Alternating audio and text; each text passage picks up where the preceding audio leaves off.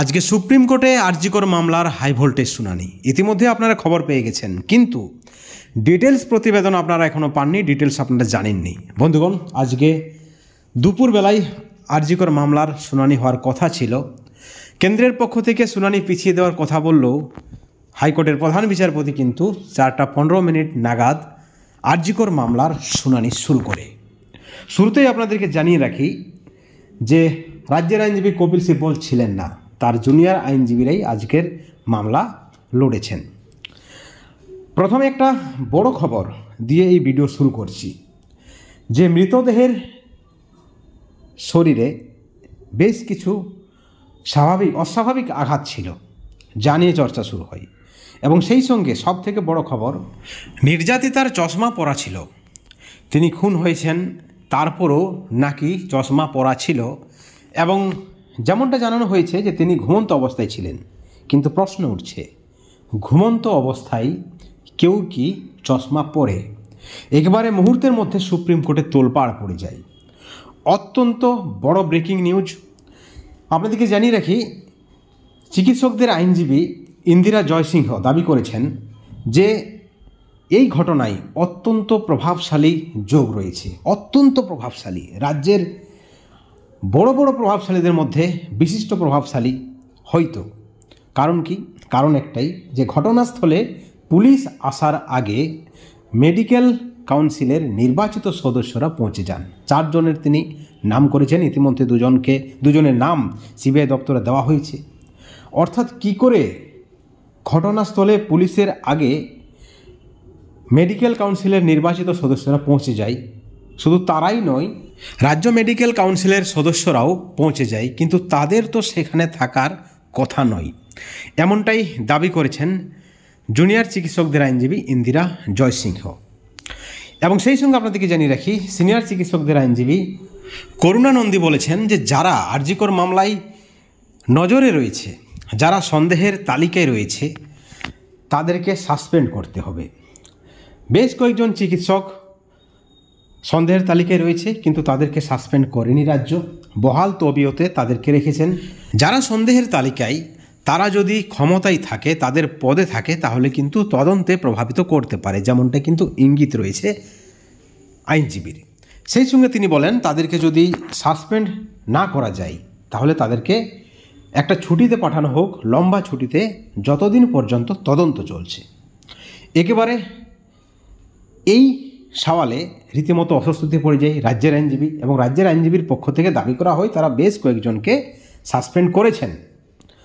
ইন্দিরা জয়সিংহ জানিয়েছেন যে রাজ্য সরকারের কোথাও না কোথাও একটা অনীহা, সদিচ্ছার অভাব।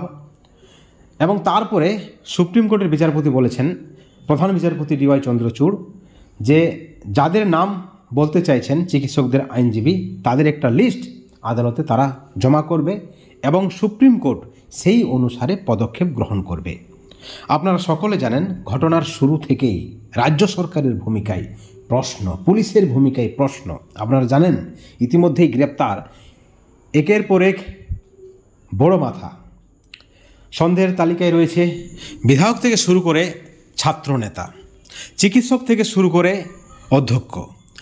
আইনজীবীদের পক্ষে দাবি করা হয়েছে যে এই ঘটনা শুধুমাত্র খুন এবং ধর্ষণ নয়, এর পিছনে মারাত্মক কোনো রহস্য লুকিয়ে রয়েছে।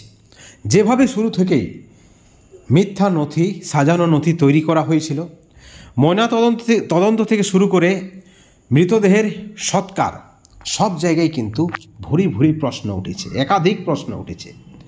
বন্ধুগণ, আজকের শুনানিতে চরমভাবে মুখ পড়েছে রাজ্যের। পুলিশের ভূমিকায় প্রশ্ন উঠেছে। আপনারা জানেন যে বিচারপতির ইঙ্গিত রয়েছে যে আরজিকরের ঘটনায় যারা অভিযুক্ত, তাদের কিন্তু কঠোর শাস্তি হবে।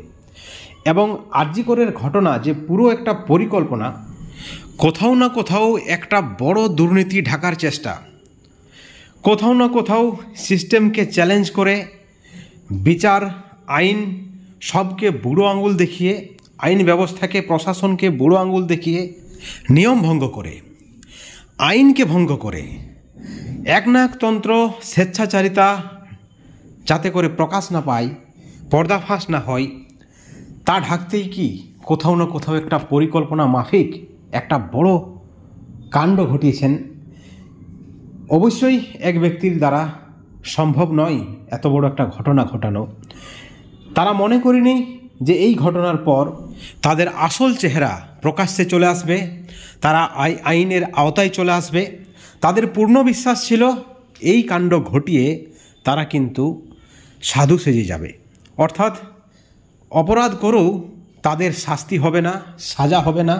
কোথাও না কোথাও আইন বিচার সবকেই বুড়ো আঙুল দেখানোর একটা তাদের কিন্তু গভীর আস্থা ছিল। কিন্তু এই ঘটনা এইভাবে মোড় নেবে।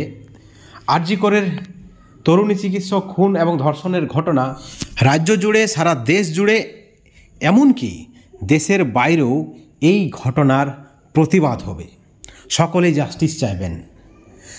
পথে নামবেন 8 থেকে 80 সাধারণ মানুষ, সেলিব্রিটি, দোকানদার, হোটেল মালিক, শ্রমিক, মজদুর, সকলের মুখে একটাই দাবি, উই ওয়ান্ট জাস্টিস। ভাবতেই পারেনি তারা যে ছাত্র সমাজের পক্ষ থেকে নবান্ন অভিযান হবে। সমস্ত ক্ষেত্রেই প্রতিবাদ হবে। সরকারের ভূমিকায় প্রশ্ন উঠবে, পুলিশের ভূমিকায় প্রশ্ন উঠবে, এমনকি এই মামলা সুপ্রিম কোর্টে গড়াবে। বন্ধুগণ, আপনারা জানেন যে যেভাবে এই ঘটনায় সারা দেশকে নারী নির্যাতনের বিরুদ্ধে এক করেছে, তা কিন্তু সত্যি সত্যি একটা অভূতপূর্ব ঘটনা বলা যায়। কারণ বিভিন্ন সময়ে আমরা খবরের কাগজে দেখেছি, টিভির পর্দায় দেখেছি, এই ধরনের ঘটনা এসেছে।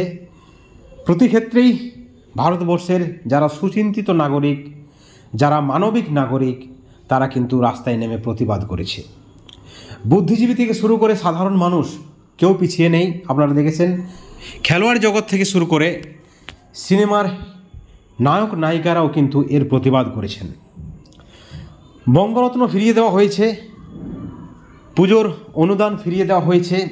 জুনিয়র চিকিৎসকরা তাদের চাকরির কথা না ভেবে তারা কিন্তু পথে নেমেছেন, কর্মবিরতি পালন করছেন।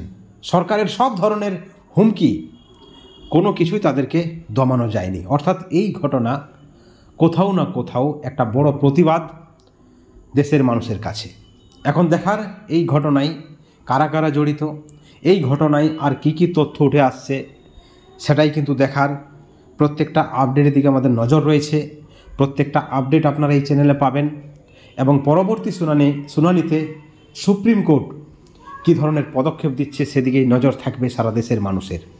ভালো থাকবেন, সুস্থ থাকবেন, অবশ্যই চ্যানেলে নজর রাখবেন, চ্যানেলটিকে সাবস্ক্রাইব করে রাখবেন।